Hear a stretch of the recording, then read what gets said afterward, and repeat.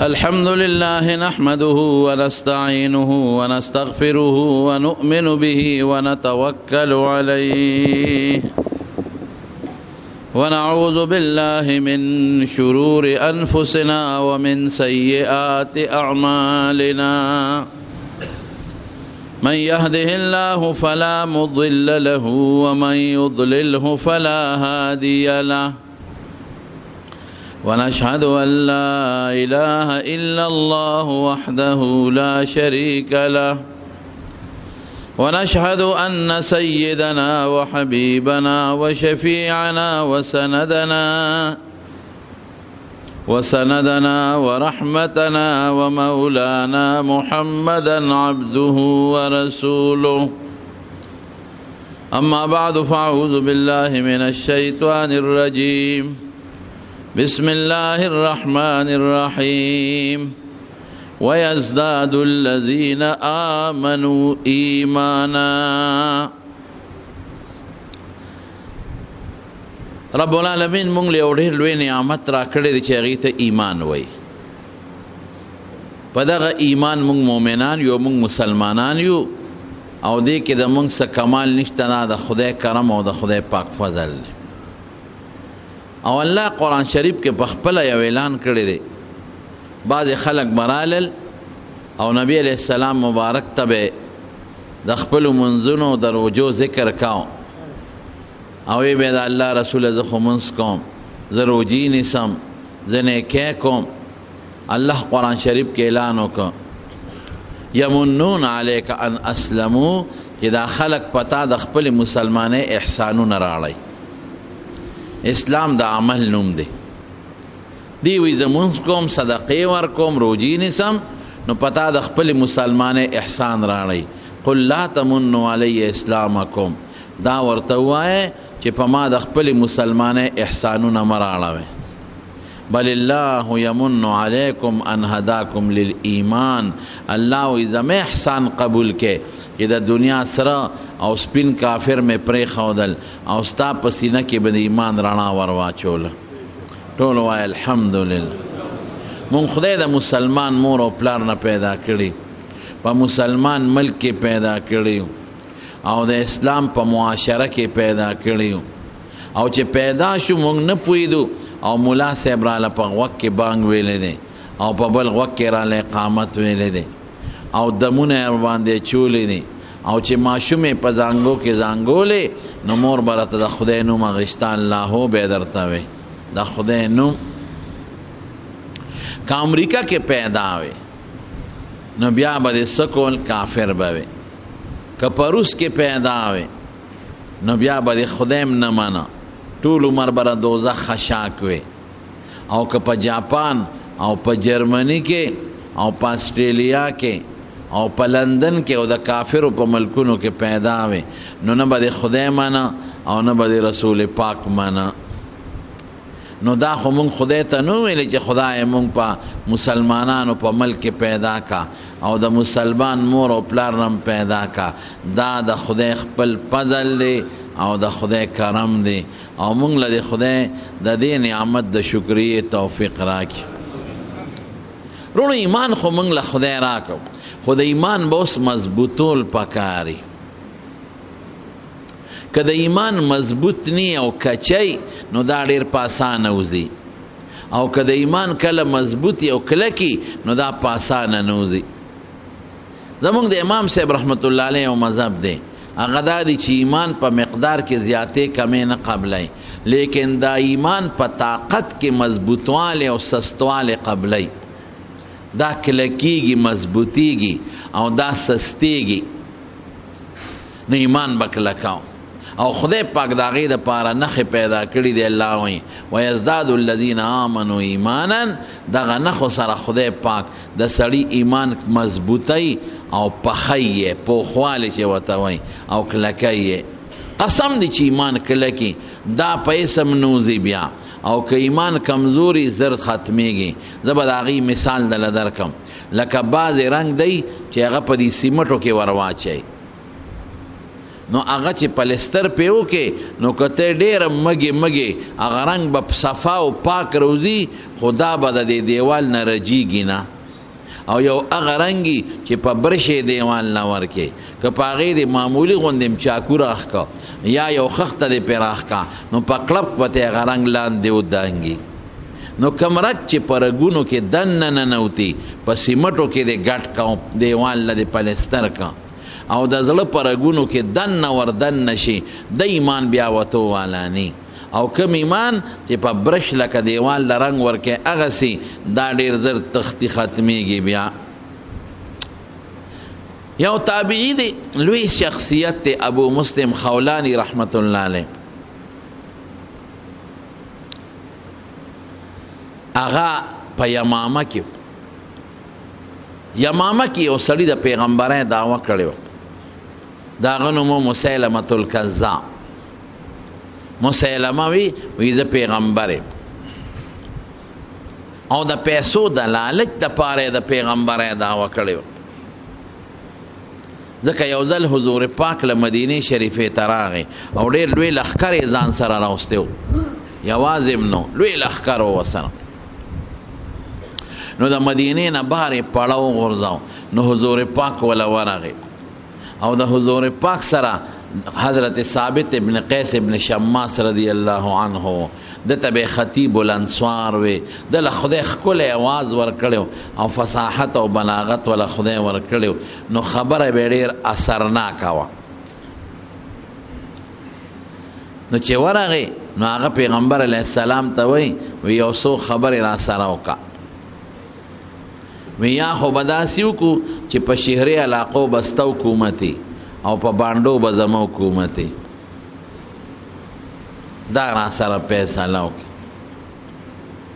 او یا را سره داسې لیکل وکړه که ته وفات شو نو ستا نه پس به زه باچه یم ګوره ټول چل د بادشاه دپاره د خدای دپاره خبره نه وه یا به په بانډو زمه حکومتي او په شهري علاقو به سته حکومتي او یا به دویم دی چې استما سره لیکل و چې ته وفات شې نو ستا نه پس به زه بادشاه او یا به جنګ کو نو حضور پاک ورته څه فرمایي وی هلکه مسیلمه وی تا هغه کسې چې ستا متعلق ما ته خدای یو خوب ښوولی دی حضور پاک فرمایي وی ما یو خوب ولید نو په لاس کې مې د سرو زرو 2 بنګړي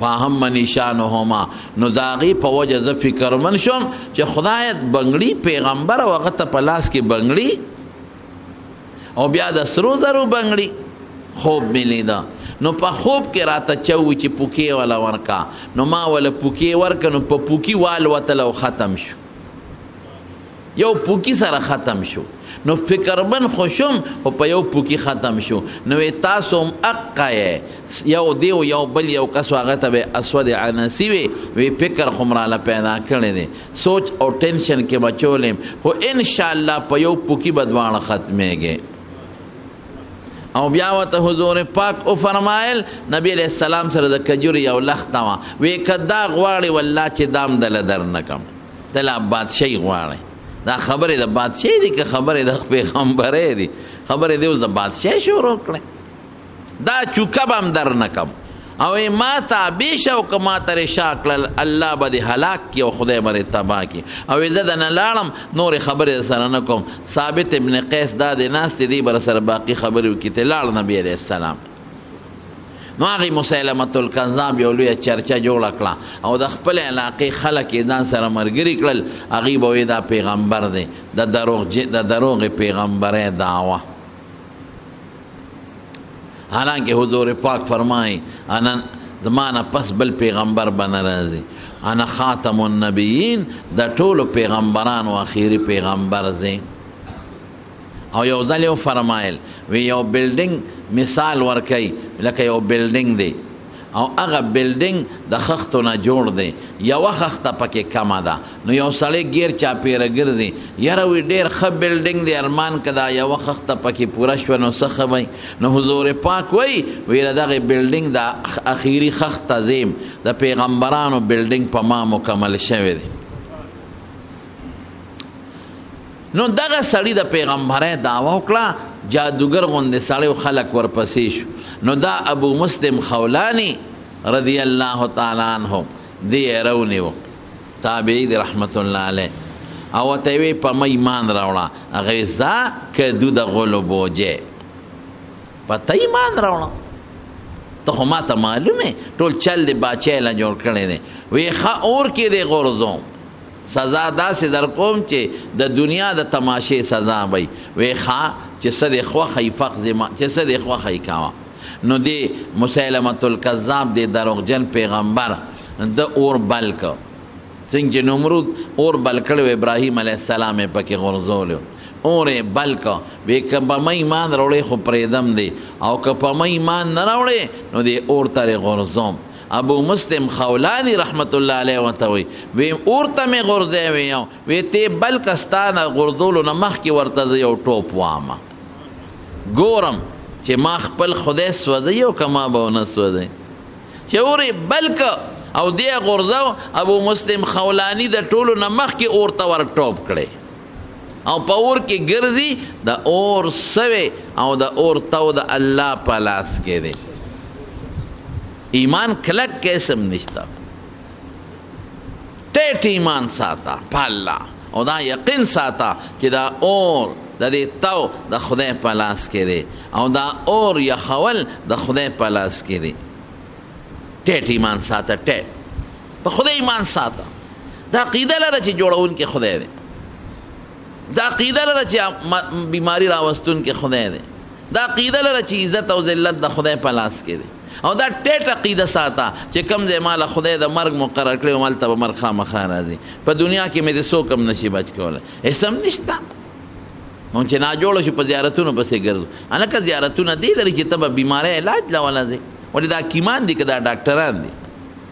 هسې زیارت له تلی شي، زیارتونو له تلل او قبرونو له تلل دا ښه دي. رسول الله مبارک ویلی دي نهیتکم عن زیارت القبور، مخکې به خلکو زیارتونو تلو سره داسې ناروا عملونه کول، نو پیغمبر مبارک وی نه به ځئ. بیا وروستو چې د خلکو عقیدې درسته شوې، وی مخکې مې منې کړی وی چې قبرونو له به نه ځئ، اوس اجازت ته ورځئ. دا سړي ته آخرت یادوي، نو قبر له لاړ شه، آخرت به د یاد شي. د یو صالح قبر له لاړ شه، نو ذهن کې به د ډېرې خبرې راشي، او هو څنګه نیک سړی و، ګوره زه د کوم ځای نه رالم، که داسې ځم خدای نیک کړم. کول شي، خو دا به نه وی چې کاڼې رالی او په ځان مږي چې دې سره جوړ شم، یا خاورې رالی او په دانو باندې دوړی چې دانې به ورسره جوړې شي. او که ته وی پلانکي خو په خېټه دړو چې زیارت له لاړ جوړ شو، نو د هغې مثال به درکړم. حضور پاک فرمایي زه نه ویم، وی کله شیطان په یو انسان کې وردن نشي، هغه کې بیماری پیدا کی، نو بیا وتړه کې واچي پلانکي تیږې له لاړ شه، پلانکي ونې له لاړ شه، پلانکي زیارت له لاړ شه. نو دې چې لاړ شي شیطان تیوزي، نو یو ګوره که نه ټیک شومه. نو زیارتونو له تلل ښه دي، خو په ښکلې عقیده دې له به نه دي چې زه زیارت له ځم چې خېټه باندې مې درد دی چې زما دړ ښه شي، او په سترګو مې درد دی چې زما د سترګو دړ ښه شي، او خېټه کې مې باد دی چې دا باد رانه وباسي، او دا ماشوم ولا بوزم چې دا ماشوم ټیک شي. دا عقیده د شریعت نه ده، نه د حضور پاک ته او نه د صحابو ده، او نه زمونږ د امام ابو حنیفه رحمت الله علیه ده. او دا کارونه نه صحابو کړي دي او نه تابعینو کړي دي. د حضور پاک قبر له ټول راغلی دی مبارک له، روزه مبارک له، والله که چام ورسره دا چل کړي. او د صحابو قبرون له به تابعین تل او بقی ته به تلل، چام دا لوبې نه دی کړی. دا شیطانی اثرات، کمزوری ایمان، ایمان ټیټ کا ټیټ. ډاکټر لزه خدا مو وایي چې ډاکټر مې جوړی، وی جوړون کې څوک دی؟ الله. ساختم سکا تعویز مچوا، خدا مو وایي چې دا جوړون کې مې دا ساخت او تعویز دی، نه په دې ساخت او په تعویز کې شفا څوک اچوي؟ الله. دا ظاهری مادي اسباب دی، هغې له به دی، او د خدای نه به سوال کې. او زیارت ظاهری مادي سبب نه دی، زیارت بابا لوی شخصیت دی، نیک دی، دقسې زه د هغه نیکي ده. او دا زیارت بابا چې به ناجوړه شو دی به چا لته دی د مرګ نه ځان د بچ کړی دی چې تا بچ کوي جوړی دی. عقل بالکل د خلکو نشته دی چې وفات دی، خو دی ناجوړه دی، وفات شوی دی که نه، نو ځان یې نه دم او تا دمی د قبر نه. ځان یې د مرګ نه بچ که چې تا به جوړ کړي او تا به د مرګ نه بچ کړي؟ نه. اب هم ډاکټر لته او ډاکټر خپل علاج کوي، ستام کوي، هغه خپل علاج نه کو، دعا به یې راته کول. نیک سړی تم ځان ته دعا کوه. نو دا عقیده ټیټ کا، مضبوط عقیده. یعنی قسم دې ګوره که عقیده کې دې لږ معمولی سستوالی، نو د اذان کدن وخت کې بدل شیطان راځي. خدای درته بیا خیر کا. اوس ته شکونه اچوي، شکونه عقیده دله کچه کوي. اوس نو چې اوس دله عقیده کچه کوي، نو ځان کدن کې که ایمان نه د خلاص کې بیا به څه کوي؟ د الله په ذات کلکه بروسه ساته او کلک یقین ساته. زما قسم په خدای که دا ټوله دنیا یو خواشي او تا سره د خدای یو ذات ملګري که دا دنیا دله د خپم د ځمکې نه اوچته کړي. دا عقیده ټیټ وساته د الله په ذات. تعز من تشاء و تذل من تشاء. عزت هم د خدای لاس کې دی او ذلت هم د خدای لاس کې دی. بیده الخیر، خیر خدای سره دی. او علی کل شیء قدیر، د په هر څیز طاقت او قدرت نیون کې الله دی. نو ابو مسلم خولانی ور ټوپ دی ورته اور په ګل گلزار. نو مسیلمة الکذاب سوی وته اخو پوه شو چې دا سړی خو بچ شو، اوس خو زما سسټم خرابېږي، خلک به وایي چې دا خو ته دروغجن پیغمبر یې. نو هغه ته وایي زما د وطن نه وځه، شه به ځه. هغه وایي سلام علیکم.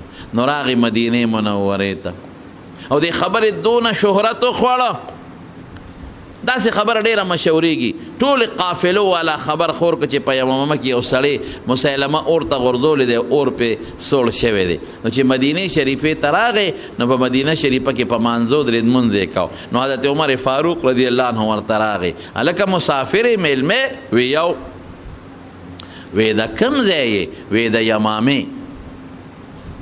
هلکه یمامې مې اورېدلې مې دي چې هلته یو سړی مسیلمه دغه دروغجن پیغمبر اور ته غورځولی او اور پې ګلې ګلزار شوی دی، چې دا خبره ټیک ده او که غلطه ده؟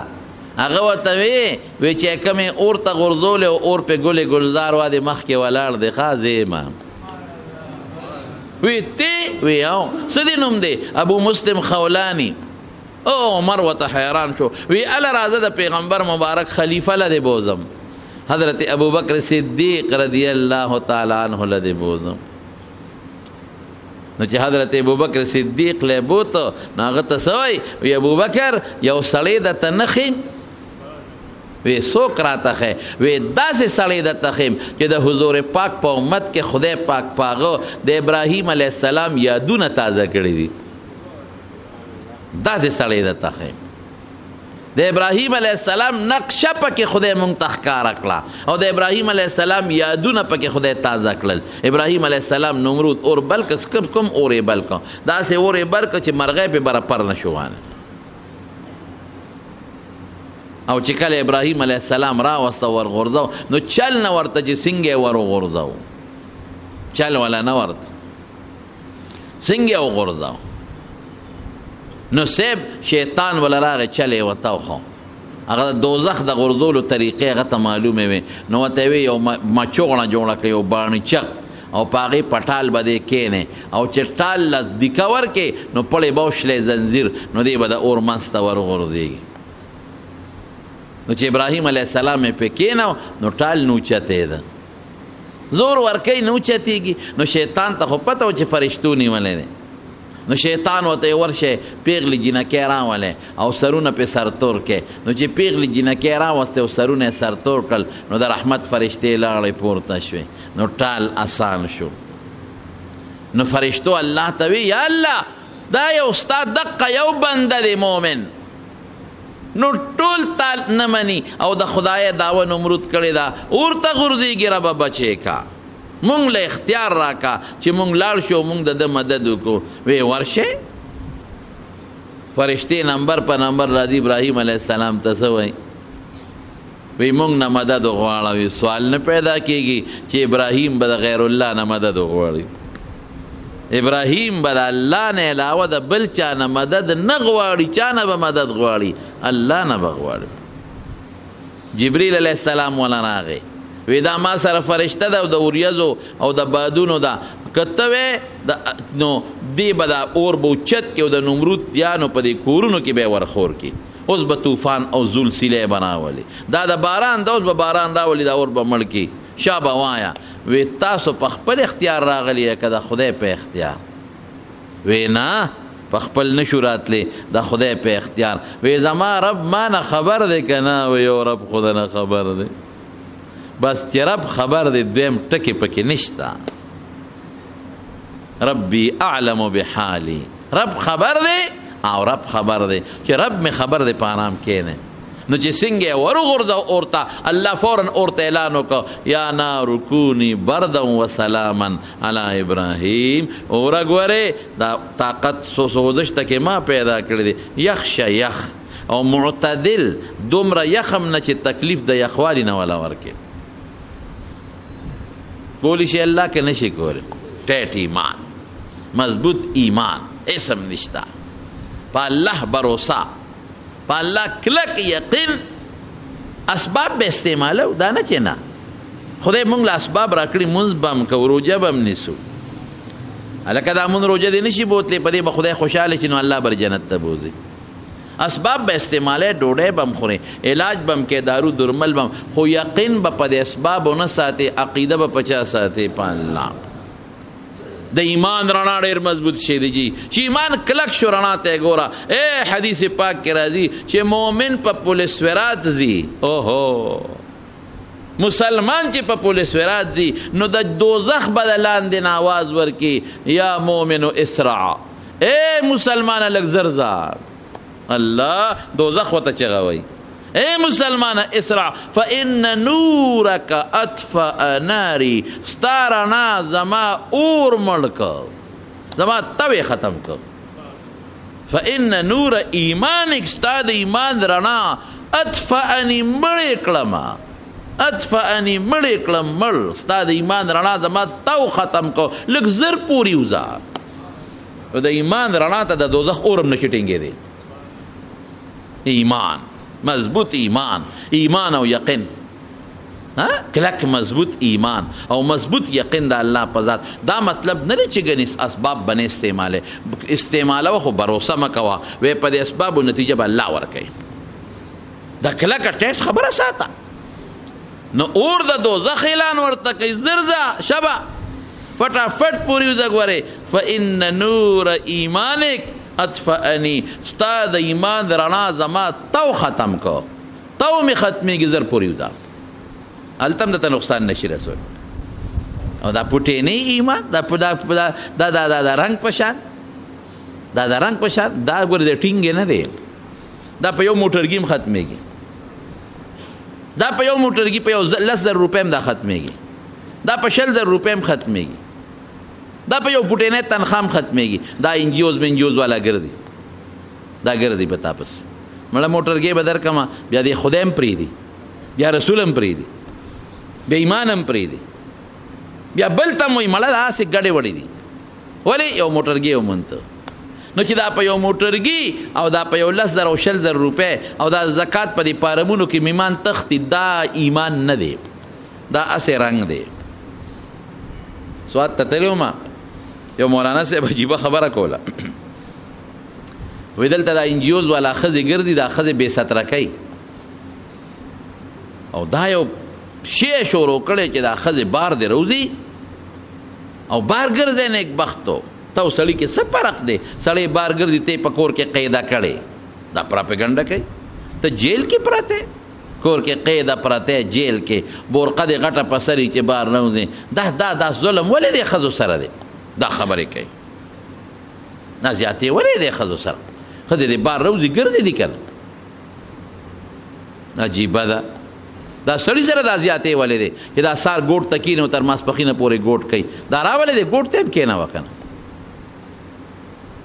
دا راولې د شپې وبخور هم پې وکړه که نه دا راولې ترېشل ته یې مدروه که نه د کناره ولې لګوندې دا وی تا باندې په کور کې خدمتګار یې ته به د خاوند خدمت کې او د بچو خدمت پکې ته خدمتګار یې په کور کې نه ته بادشاهي خدمتګاره نه څه به کې راځه بار روزه نو چې بار روزې نو په جس کې دې نوکره کي نو په ډایو بس کې دې نوکره کي نو په کور کې دننه د خپل زوی او د پلار د 3 کسو خدمت ګناه ده، ناروا دي، او په جس کې د 400 سورلو خدمت جایز دی، او په ډایو بس کې د 40 سورلو خدمت خیر دی. عقل بالکل زمونږ د خلکو نشته. اسلام وی ښځه د کور سرداره ده، اډر به کوي او سړی به ځي او سامان به وله راوړي، ورشه شابه باټینګن راوړه حاجي تابعدار، ورشه شابه لوګان راوړه، ورشه ټماټر، ورشه پیاز، ورشه غوښه، ورشه پلان کې، ورشه ماچسو ډبې، په یو دګړ بزغلي. رښتیا ووایه دا سرداره د کور شوه که نه شوه؟ ډډه د کور والی د بالغ ته نور څه غواړئ؟ سړي خو قتل شو. سار وختي غریب څوک په ګوټ پسې وځي، مازدیګر یې چاري په وګئ، څوک د شپې و بخور پسې وځي، ټوله شپه و بخور کوي، څوک سار ډیوټۍ پسې وځي، مازدیګر غریب نه خولې بیګې ورادن نه شي، څوک هلته بوساړه تړي، څوک هلته لیبر دی خښتې اوچتوي، څوک ګیلکار دی په دیوال ناست دی. دې کور بالغ ته ډډه والې ده او په دې کې هم د دې حق نشته او سړي حق شته.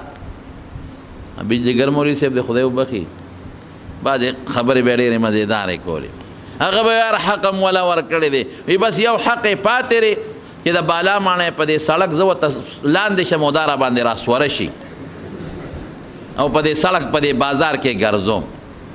نور ورسره موږ څوک وو؟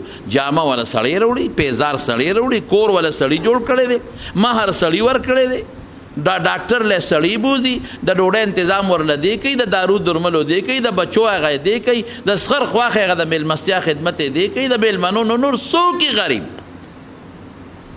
نه وی بار روزه. ایو پکې په امریکا کې دا غلا مخکې په امامتۍ کې منظم کوي. مې بس خدا مونږ هم ستړي شوي یو، مونږ هم ستړي یو. بشیره بیا به اقامت په محترمه پسې کې بیا ته اقامت وکړم برته وي سپنیخ کا بشیره. الله دا داسې لعنت نه دی خدای مونږ محفوظ ساتي. شریعت هر چا خپل مقام ورکړی، دا په ښځو پسې ګرځي، کور کې دننه ناست یې بار روزې. ښه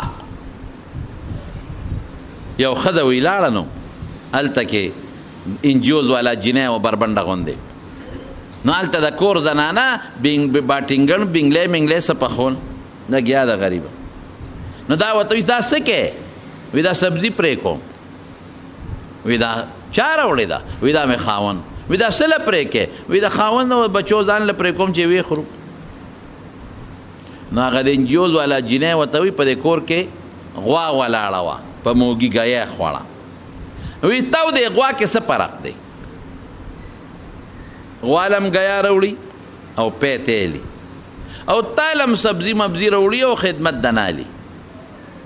غوام په دې موږي تړلې ده او بار دنیا ونه لیده، کور کې ولا خوراک راوړي او پی تیلی او سوټې کوي، او تالم کور کې دننه خوراک راوړي او پیدې د نه اخلي او کور کې دننه ناست دی. نه غوا بار دنیا ولیده او نه تا بار دنیا ولیده. نو تا په غوا کې څه فرق دی؟ ګوره اوس عقل ورته ښایي په خپل بنیاد. دې کې د دې کور والا خره کور ته رادننه شوه. چې خره رادننه شوه نو دا بهبې چې وه دا بوډۍ هغه انجیوز والا ته وایي وایي تا و دې خره کې څه فرق دی؟ دا خرم بار ګرځي او تم بار ګرځي. خره باندې پړی نشته، رسۍ پټ سټ کې نشته او ستم سټ کې رسۍ نشته.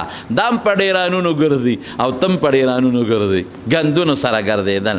او دام خوراک له لږ سات له رادن نه شي او تم لږ سات له کور ته دن نه شي. وایي زه خوارې تا ته ګوره، مې تا ته ګوره نه، ستا دې خبرو ته ګوره ټیزنې.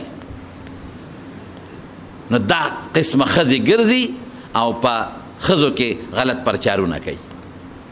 نو چې داسې نره ښځه او تکړه بیبي وي، تکړه نو هغې له چل وردي او ورته بیا ویلی شي چې نه زما حیا شته، زما عزت شته، زه هغه بنیادم یم چې زما عزت په دې کې ده چې زه په پړونو کې پټ یم، زه هغه کیله یم چې په پوستکي کې بند یم، نو زه به خشته یم.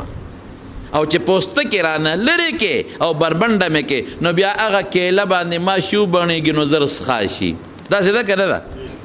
کومه کیله چې خپل پوستکي کې بند دی نو دا مزیداره پرته وي. او چې پوستکی رته لري کا نو ماشي په وبنګيږي نو زر خاشي نو چې خيار خذ یو ته وي چې زما عزت برقه ده، زما حیا زما ایمان دی، او زما حیا او زما عزت زما پیغمبر دی. او چې دا بیکاره ایمان والی، دا کمزوري ایمان والا، نو دا ورته ویره دا خو دې خو وي یا سړیا دا تاسو ټول بار ګرځي او مونږ هم په بورقو کې بند کړیو، مونږ به هم پکې بار ته وځو کنه. وځه تکړه شه، مضبوط ایمان کلک ټیټ. داسې نه یو بانګي په دمشق کې به جمعات کې بانګ وي، نو بانګ په مناره کې وي، دا لوډ سپیکر خو نه وي هغه زمانه کې. نو زمونږ شریعت لګي چې په مناره کې څوک بانګ وي نو دې د حي علی الصلاة دپاره او حي علی الفلاح دپاره دا خپل مخ یو خوا بل خوا بارستیش.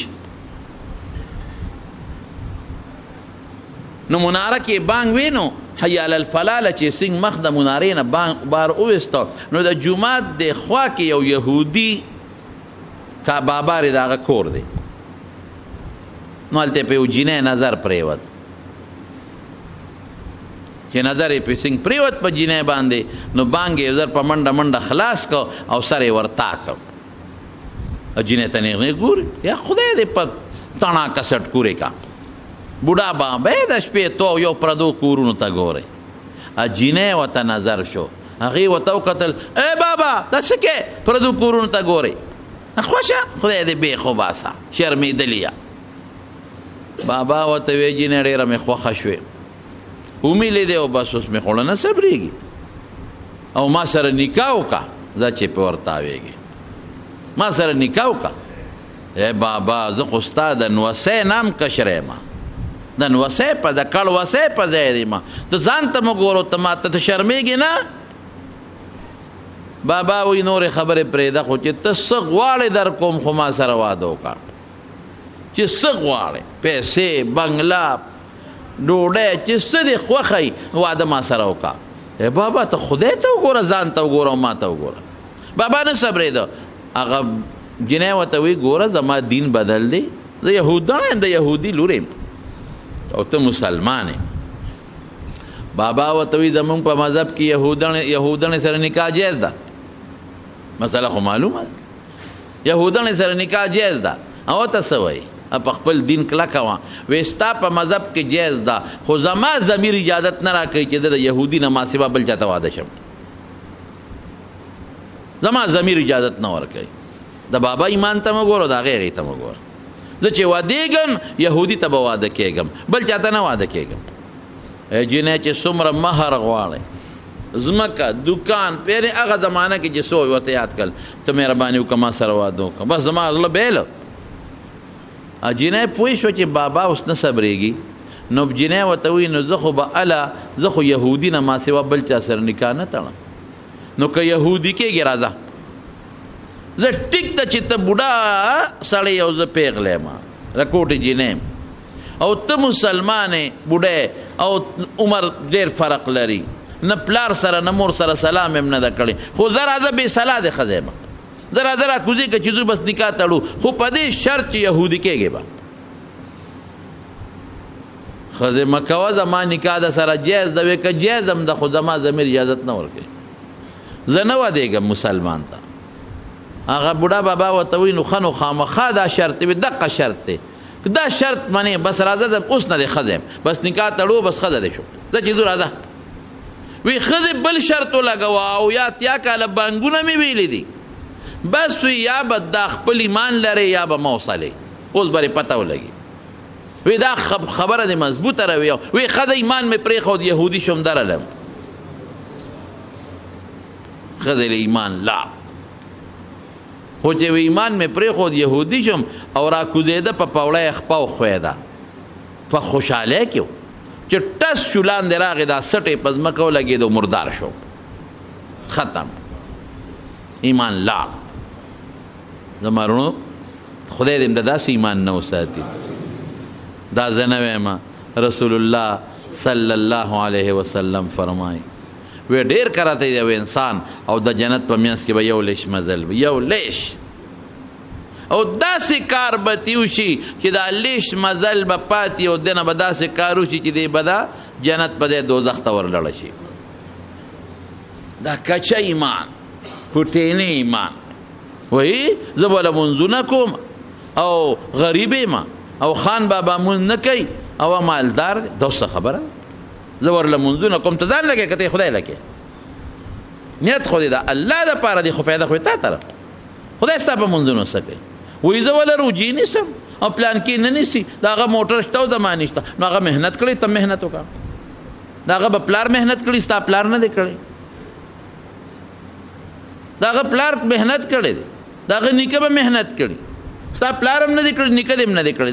د ته محنت وکړه. ډېره لکه اندازې چې پلارانې غریبانانو محنتونه وکړه، خدای مالدار کړه. او دا مالداري بس ایمان دی.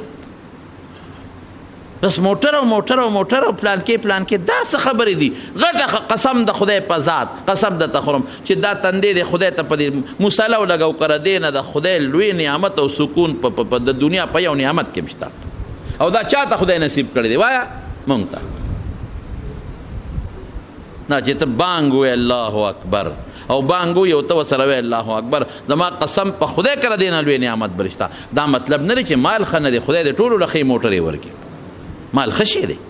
خدای د ټولو له بنګلې ورکړي، خدای د ټولو له کارخانې ورکړي چې حجونه پکې وکړي، عمرې پکې وکړي، غریبانانو سره مدد پکې وکړي. مال بد شی نه دی، خو چې ایمان ورسره پرې نه دی، دین ورسره ختم نشي. د زمارونو مقصد دا دی چې ایمان به مضبوط کلک ټیټ. پس د الله قدرتونو کې به سوچ کوئ. شپې چې کله وده شي د ستورو ته ګوره.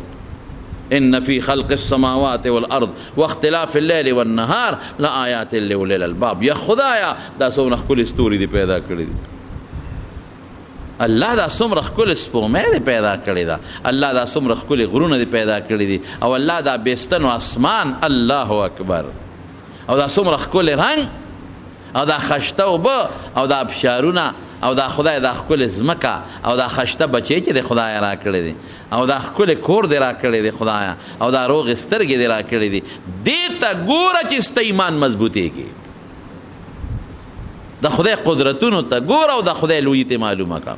یا خدای ستا خو ډېره لویي خدایي ده. خدای زما عقل ورته نه رسي چې خدای هغه جنت به دې څونه ښکلي او چې خدای هغه اور د دنیا دا دومره تیز دی چې هغه دوزخ به څونه لوی غرغنډی. دا د خدای قدرتونه ځان ته را مخکې کړه او ذکر کوه لا اله الا الله. چې وس دې کېږي ذکر کوه لا اله الا الله، لا اله الا الله. او د قرآن شریف تلاوت کوه، دې سره ایمان مضبوطېږي. ذکر، تلاوت د قرآن شریف، درود شریف، دې سره ایمان مضبوطېږي. او د خدای په قدرتونو کې سوچونه او فکرونه کول او دا سوچ کول چې خدای څه دي دا ستاره طرف نه دي. دا ارس خالق ته، مالک ته. عزت هم ستا لاس کې دی، ذلت هم ستا لاس کې دی، بچیم ستا لاس کې دی، ژوند هم ستا لاس کې دی، جنت او دوزخ ستا لاس کې دي. زه به لګیم خپل محنت کسب، دې ته کسب وایي. بنده به کسب کوي، خالق خدای دی. زه به کسب کوم خو خدای هر څه ستا په لاس کې دي. دا ایمان به ساتې. نو رب العالمین قرآن شریف کې به اعلان کوي ویزداد الذین آمنوا ایمانا. بیا الله پاک دې اسبابو سره او دې څیزونو سره د انسان دا ایمان مضبوط کی، کلک کی. نو چې ایمان کله مضبوط او کلک شي، امام رازی 360 دلائل د خدای په وجود لیکلي. 360 چې الله موجود دی، الله موجود، الله موجود. نو چې کم وخت کې مړ کېده شیطان ولا راغی. چې شیطان ولا راغی نو شیطان ته امام رازی خدای شته وي او څه دلیل وي دا هم بیکاره دی ولا باطل کو وي دا دویم وي دا باطل، دریم ام ولا باطل کو، څلورم ام باطل کو ولا. الته شیخ نجم الدین رحمت الله علیه دس کوي. دا هم ګورې یوازې صوفي نه دی، لوی عالم بزرګ دی. تاریخ وګوره.